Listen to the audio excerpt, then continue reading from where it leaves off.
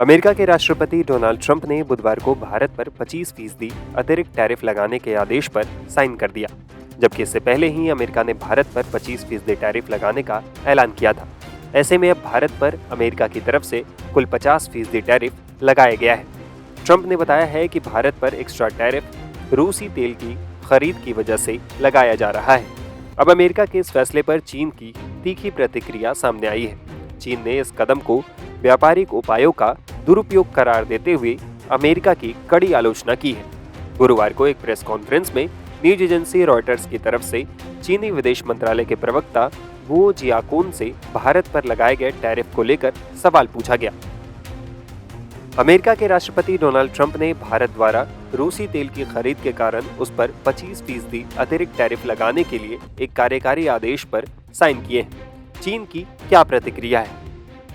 इसके जवाब में गुओ जियाकून ने कहा, टैरिफ के दुरुपयोग का चीन लगातार और स्पष्ट रूप से विरोध करता रहा है। बता दें कि डोनाल्ड ट्रंप ने भारत पर कुल 50% टैरिफ लगाने का ऐलान करते हुए कहा है कि भारत रूस से तेल खरीदने के मामले में चीन के बेहद करीब है और अब अमेरिका इससे निपटने के लिए सेकेंडरी प्रतिबंधों की तरफ बढ़ेगा। व्हाइट हाउस में एक प्रेस कॉन्फ्रेंस के दौरान ट्रंप ने कहा कि जैसा कि आप जानते हैं, हमने भारत पर रूसी तेल के लिए 50% टैरिफ लगाया है। वे रूस से तेल खरीद में चीन के काफी करीब है। भारत पर पहले वाला 25% टैरिफ 7 अगस्त से लागू हुआ है, जबकि नया 25% टैरिफ 21 दिनों बाद यानी 27 अगस्त से लागू होगा। इधर अमेरिका की तरफ से 25% के अतिरिक्त टैरिफ के ऐलान के बाद आज प्रधानमंत्री नरेंद्र मोदी ने भी बड़ा बयान दिया है। उन्होंने कहा कि भारत अपने किसानों, मछुआरों और डेयरी क्षेत्र से जुड़े लोगों के हितों से कभी समझौता नहीं करेगा और इसके लिए वो कोई भी कीमत चुकाने को तैयार है। आज भारतीय कृषि जिस ऊंचाई पर है, वो देखकर डॉक्टर स्वामीनाथन जहां भी होंगे उन्हें गर्व होता होगा। आज भारत दूध, दाल और जूट के प्रोडक्शन में नंबर 1 है। आज भारत चावल, गेहूं, कपास, फल और सब्जी के उत्पादन में नंबर 2 पर है। आज भारत दुनिया का दूसरा सबसे बड़ा फिश प्रोड्यूसर भी है। पिछले साल भारत ने अब तक का सबसे ज्यादा फूड ग्रेन प्रोडक्शन किया है। ऑयल सीड्स में भी हम रिकॉर्ड बना रहे हैं। सोयाबीन, सरसों, मूंगफली सभी का उत्पादन रिकॉर्ड स्तर पर बढ़ा है। साथियों, हमारे लिए अपने किसानों का हित सर्वोच्च प्राथमिकता है।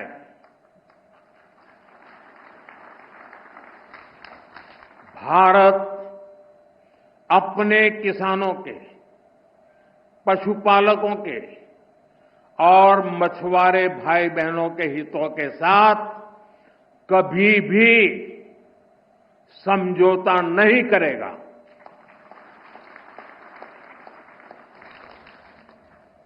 और मैं जानता हूं, व्यक्तिगत रूप से मुझे बहुत बड़ी कीमत चुकानी पड़ेगी, लेकिन मैं इसके लिए तैयार हूं। मेरे देश के किसानों के लिए, मेरे देश के मछुआरों के लिए, मेरे देश के पशुपालकों के लिए आज भारत तैयार है।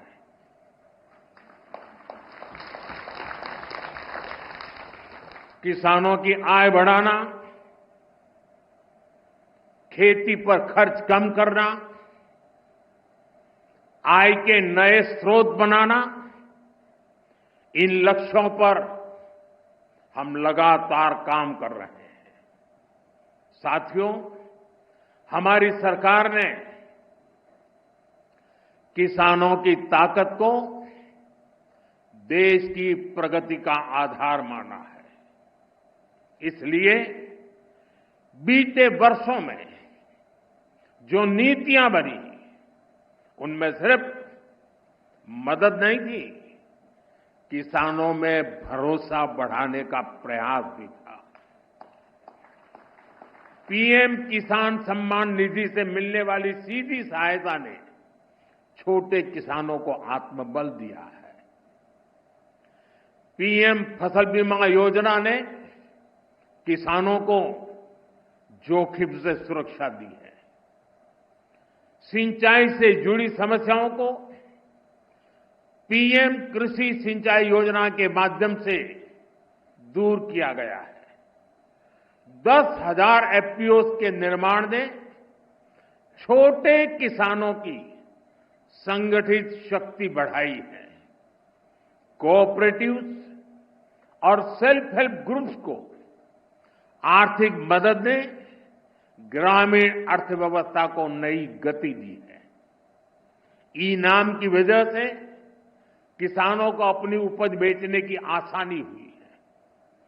पीएम किसान संपदा योजना ने नई फूड प्रोसेसिंग यूनिट्स भंडारण के अभियान को भी गति दी है। हाल ही में पीएम धन धान्य योजना को भी मंजूरी दी गई है। इसके तहत उन 100 डिस्ट्रिक्ट को चुना गया है जहां खेती पिछड़ी रही। यहां सुविधाएं पहुंचाकर किसानों को आर्थिक मदद देकर खेती में नया भरोसा पैदा किया जा रहा है।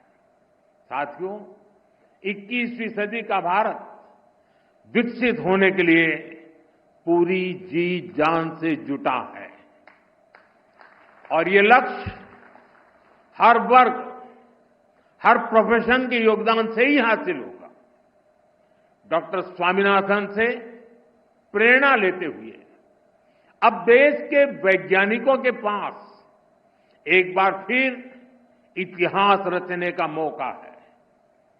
पिछली पीढ़ी के वैज्ञानिकों ने फूड सिक्योरिटी सुनिश्चित की। अब न्यूट्रिशनल सिक्योरिटी पर फोकस करने की आवश्यकता है। हमें बायो फोर्टिफाइड और न्यूट्रिशन से भरपूर फसलों को व्यापक स्तर पर बढ़ाना होगा ताकि लोगों का स्वास्थ्य बेहतर हो, केमिकल का उपयोग कम हो, नेचुरल फार्मिंग को बढ़ावा मिले। इसके लिए हमें अधिक तत्परता दिखानी होगी। साथियों, क्लाइमेट चेंज से जुड़ी चुनौतियों से आप भली भांति परिचित हैं। हमें क्लाइमेट रेजिलिएंट क्रॉप्स की ज्यादा से ज्यादा वैरायटीज को विकसित करना होगा। ड्राउट टॉलरेंट, हीट रेजिस्टेंट और फ्लड एडेप्टिव फसलों पर फोकस करना होगा। फसल चक्र कैसे बदला जाए, किस मिट्टी के लिए क्या उपयुक्त है, उस पर अधिक रिसर्च होनी चाहिए। इसके साथ ही हमें सस्ते सॉइल टेस्टिंग टूल्स और न्यूट्रिएंट मैनेजमेंट के तरीके से उसको भी विकसित करने की आवश्यकता है। साथियों, हमें सोलर पावर्ड माइक्रो इरिगेशन की दिशा में और ज्यादा काम करने की आवश्यकता है। ड्रिप सिस्टम और प्रिसिशन इरिगेशन को हमें ज्यादा व्यापक और असरदार बनाना होगा। क्या हम सैटेलाइट डेटा, एआई और मशीन लर्निंग को जोड़ सकते हैं? क्या हम ऐसा सिस्टम बना सकते हैं जो उपज का पूर्वानुमान दे सके, कीटों की निगरानी कर सके और बुआई के लिए गाइड कर सके?